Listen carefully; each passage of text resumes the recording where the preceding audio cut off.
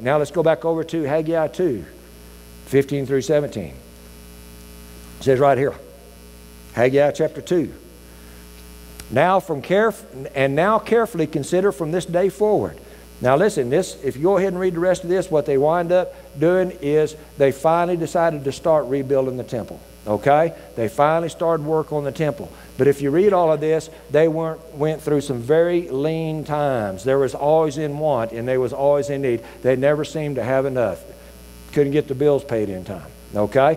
Even though they were still shoveling their money into fancy houses and stuff, there's a lot of people still shoveling their money into brand new cars, brand new trucks, you know, and homes, and then they can't hardly make ends meet at the end of the month. You know what I'm saying? Still same way today here. Okay? Now right over here, it says, and again, we're not against that kind of stuff.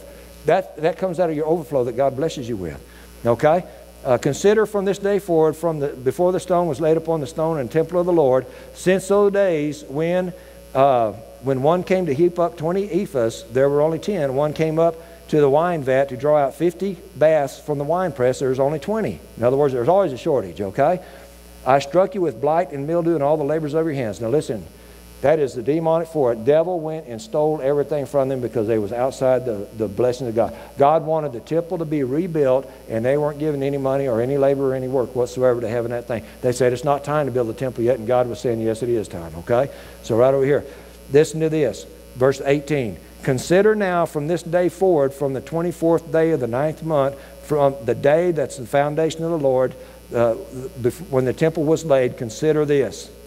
Is the seed still in the barn? As yet the vine, the fig tree, and the pomegranate, and the olive tree have not yielded fruit, but from this day forward I will bless you. Is the seed still in the barn? You know, sometimes we have seed that's in the barn. And I talked to Billy Leekman here, and I said, you know what? Do you go buy seed to go plant in your field, and you still leave seed, you know, in your barn that you don't plant? Don't you plant everything that you have? Because the more you plant, the more crop that you have. And you know, he told me, he says, well, I always keep just a little bit back, you know, so we can fill in some spots or whatever later. But still, what I'm saying is, usually what we'll do is we take our seed and we put it out in the field. We don't try to eat our seed. You see what I'm saying? We want to make sure that we use our seed. God puts seed in the hands of the sower. You see what I'm saying? Now, seed is a smaller amount, not the greater amount. So you got to put the seed into the ground so it can produce forth the harvest in your life. Okay? All right. Now, it's right over here. Proverbs, Mark 11:23 and 17:20. Talk about name your seed. And that, if you ever read over it, it says, speak to the mountain to tell it to be thou removed. First of all, it says, have faith in God. That means have the God kind of faith, okay? In other words, God wants us to match our faith with Him, just like Michelle was saying.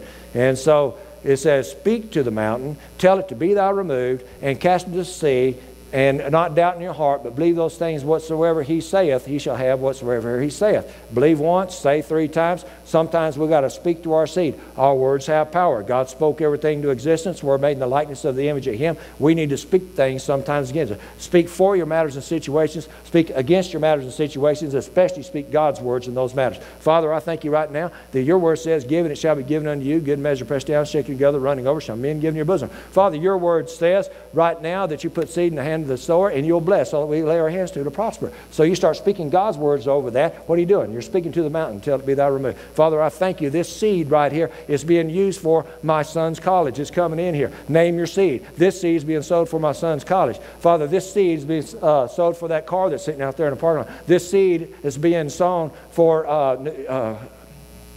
clothes going back to school or something. Name your seed. And it builds your faith, plus you're speaking to the mountain, do you see? Okay. Now, there's another thing we need to do too, is if you look over at Mark 12:41 through 44. We got to look at this one here. Let's go over here and look at Mark. Matthew, Mark. I'm trying to teach us how to sow seed. This is how we're going to get blessings on our seed right here. Matthew, Mark.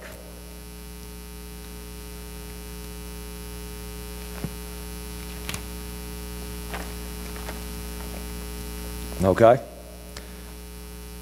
41 through 44.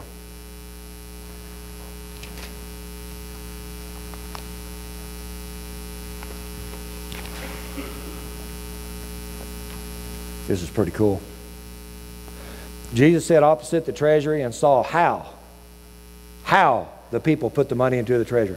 I'm going to tell you what, That word says how they did. How are you sowing seed? Are you sowing seed in faith? Are you speaking over it? Or are we just throwing it out there? You see what I'm saying? We need to make sure that we sow according to God's will and His way. Okay? And then the people, how the people put money in the treasury, and many were rich and put in much. But one poor widow came and threw in 2 mites, which made a quadrant. So he called the disciples to himself and said, as surely I say to you, that this poor widow has put in more than all those who have put into the treasury. For they put out of their abundance, but she put out of her poverty all that she had, all of her livelihood. Because let me tell you what, she gave less than anybody, but as far as Jesus was concerned, she gave more than anybody. You know what I mean? I'm telling you right now, sometimes the best time that you can give seed is when you don't have much to give. You give everything that you have because it's not much. We don't hang on to your seed, say, man, this is all I got. You know, I'm going to hold on to my wallet. I only got a $20 bill left, and this is going to have to last me the rest of the week. No, put that seed in there because you're giving everything you have, and that's what gets God's attention. That's where the blessing is going to become in a 100-fold return. Let it be unto you according to your faith. Okay? Sometimes it's when you have less to give is when we need to give. Okay, now, right over here, Luke 6:10.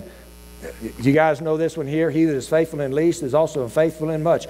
God knows exactly what you have in your pocket better than you do. And He's testing you, but He says, if He's going to be faithful in that little amount that He has, I'll tell you what, I can trust Him with more. I can trust Him a little bit more because He showed His faithfulness in these little things. Don't ever give up on the things of God. Just because you have little doesn't see, God sees that little as being much. He's looking down your future of how you are right now.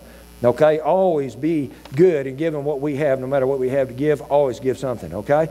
Now listen, Luke 12:48. Also, after He has blessed us, keep this in mind. A lot of us have been blessed very greatly. You know, Denise and I have been blessed very greatly. It says, to him much is given. That's this. Woo! Much is required.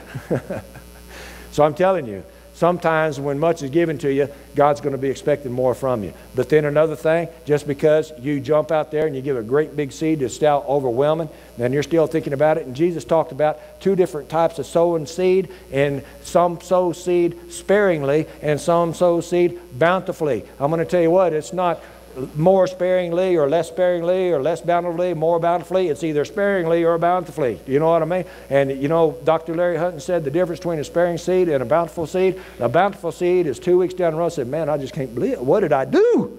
What did I do? Man. You know what I mean? That's a bountiful seed. It hurt. I'm telling you what, a lot of people, you know, Christians are tough. And you don't hit a nerve till you hit their wallet. You know what I mean? But sometimes we need to go ahead and be a bountiful seed. Well, right over here, what I'm trying to tell us right here, if we have seed that's in the barn, is the seed still in the barn? We need to make sure that we sow all the seed because it will produce forth the harvest. God puts seed in the hands of the sower. Make sure that He sees you with even that little bit, and He's watching you like the widow with mites more than anybody that gave great riches in there, the very wealthy people. He's got His eye on you because you're the one that He wants to bless. That's all I got.